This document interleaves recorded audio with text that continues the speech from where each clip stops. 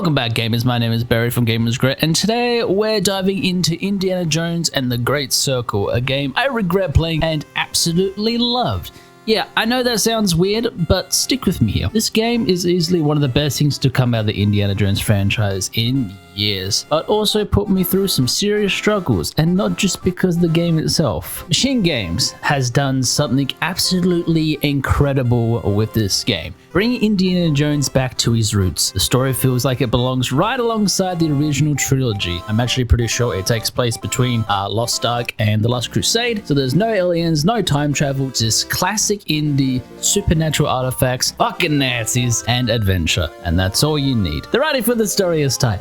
The pacing is fantastic, and it really captures the spirit of the old school Indiana Jones adventures. Every twist and turn feels like it was lifted straight from the minds of Spielberg and Lucas in their prime. The mystery behind the Great Circle itself is engaging, and as the story unfolds, it keeps you hooked from start to finish. There are puzzles, daring escapes, and just the right amount of humor that made the original trilogy so beloved. The biggest, I suppose, hurdle of this game was that, hey, guess what? It's not Harrison Ford voicing Indiana Jones, which is a bit like, okay, cool. How you gonna do that? Well, you get like one of the best voice actors for video games.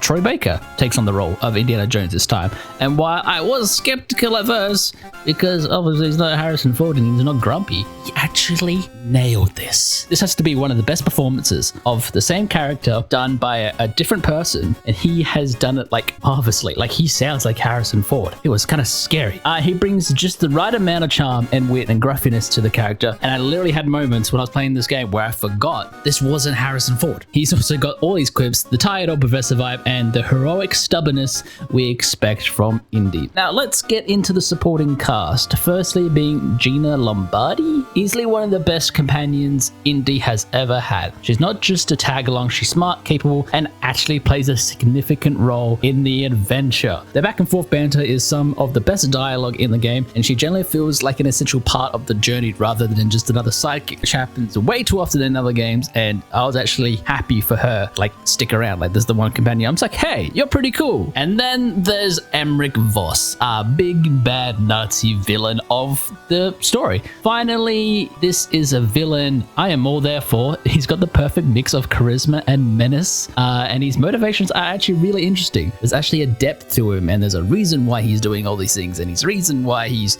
trying to get to places before Indy does, and trying to get this power, and he's a man of knowledge, and it was really great. And I'm not trying to say too many spoilers about the actions of the film, because I got blasted for that in my last video I did like this.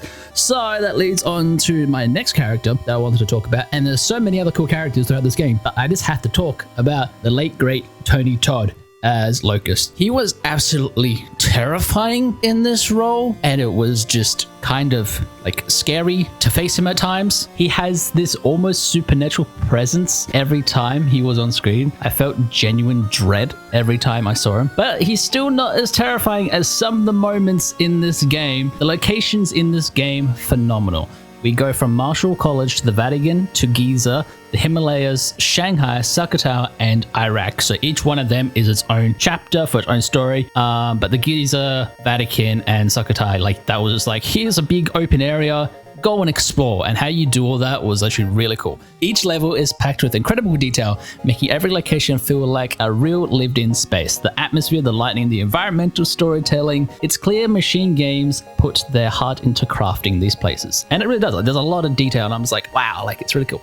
Marshall College is where it all starts. It feels like home. There are little nods to Indy's past adventures, and it perfectly sets the stage for the journey ahead. The Vatican level is gorgeous, and it actually makes you feel like a master thief sneaking through a place you probably shouldn't be in. Giza is where things start getting crazy. Ancient tombs, traps, puzzles, the whole works. The atmosphere is so good that you almost feel the sand in your shoes. And I literally just had moments to the point where you get given a camera throughout the game, and it's like a big gameplay mechanic that they do and everything like that. You're just like, I'll take evidence of that. What's this? You know, just taking pictures of things. That's literally all I did when I was in Giza. I was like, cool, pyramid. Cool, that guy. Ooh, a camel. Take picture.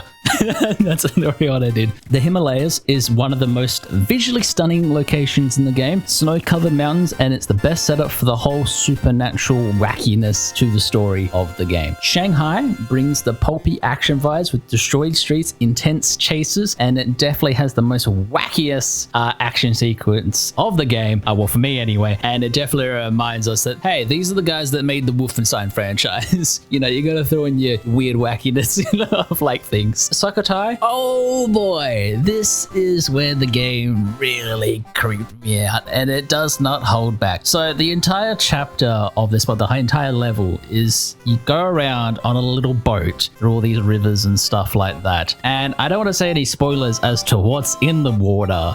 Let's just say don't go into the water. This level was nightmare fuel for me, especially in those few scenes where all that takes place. I loved it, but I also hated it because I couldn't sleep after playing it. And then finally, Iraq serves as the perfect finale, bringing together everything you've learned throughout the game for a thrilling conclusion. The grand scale of it makes you feel like a proper send-off to the adventure, and the ending is something I thought I would never see in the Indiana Jones story. That said though, kind of bummed I couldn't climb the pyramids. Missed opportunity, guys. MachineGames, the team behind the modern Wolfenstein games, which I love, and the original Wolfenstein is actually one of the first games I ever played, has crafted what feels like a love letter to Indiana Jones.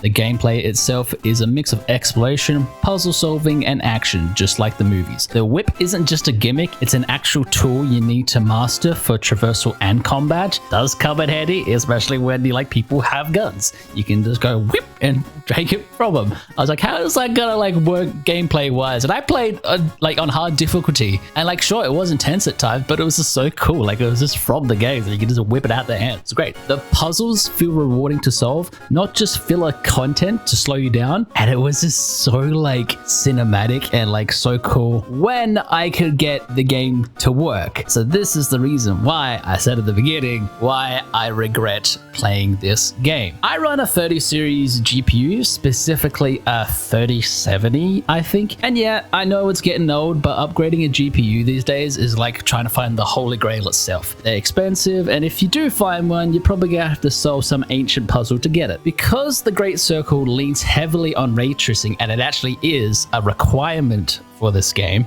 you need to be able to have ray tracing enabled, my experience was kind of rough. I had frequent crashes, I had overheating, I had textures looking like they were straight ripped out from PS2 at times, because I had to play on minimum settings, and it was not ideal for the level of this game. I feel like it needed to be to make it proper cinematic and be wow type thing. And because of these issues, I feel like I rushed through the game instead of fully soaking in. And that's the thing, because this game is now launching on the PS5 soon. I'm not sure of the date, and I would be very interested to see how well that runs on there. Because yeah, running out on even just the 3070 itself, it was just bad at times and everything like that. And hopefully, one day I will come back to this and be hey, I got a better graphics card.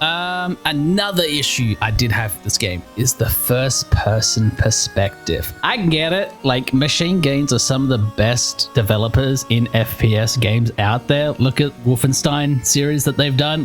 They are some of my favorite games of all time. And I get they wanted to bring that to Indiana Jones and make you feel like Indy. But for me, it didn't fully work. Some actions force you to switch to third person, and every time that happened in the game, it really threw me out of the experience. I kept thinking, why not just make it third person entirely? I know some people loved it, but for me, it was a bit jarring. And I hope maybe with the PS5 update that they could be hey, here's it in third person. That would have been a really cool experience. But that's the thing. I still had a phenomenal experience playing this game. Despite my issues with performance and the first person perspective, this game is phenomenal. Why? Because at the end of the day, story was amazing. And Indiana Jones and the Great Circle tells an incredible story that fits seamlessly into the franchise. I'd even go as far to say this is my fourth favorite piece of Indiana Jones media. You got the original trilogy and then this. That's how good it is. I don't want to go into full spoilers about this game. Unlike my Ghost of Tsushima video, go watch that if you haven't. This game captures the mystical artifact adventure that made the originals great. It has its weird supernatural moments, And yes, there are definitely moments that will make you want to change your underwear, but do I regret playing it? Yeah. The only reason because my hardware did not do this game justice. This is a game I will absolutely revisit once I get my hands on a new GPU, whenever that may be. And I will want to like do every single detail. I want to get all the artifacts. I want to find all the side missions and just go into small details about it.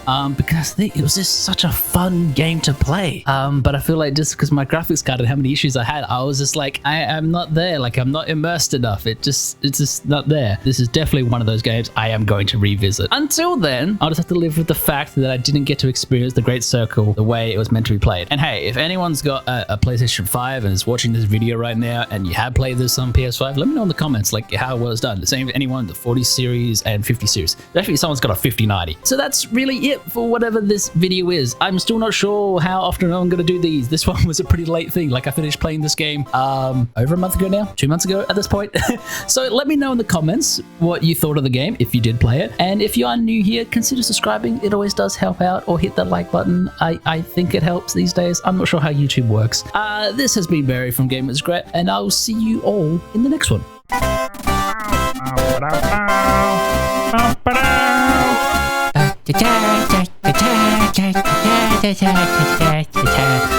I'd better not continue, otherwise I will get caught. Copyright strike.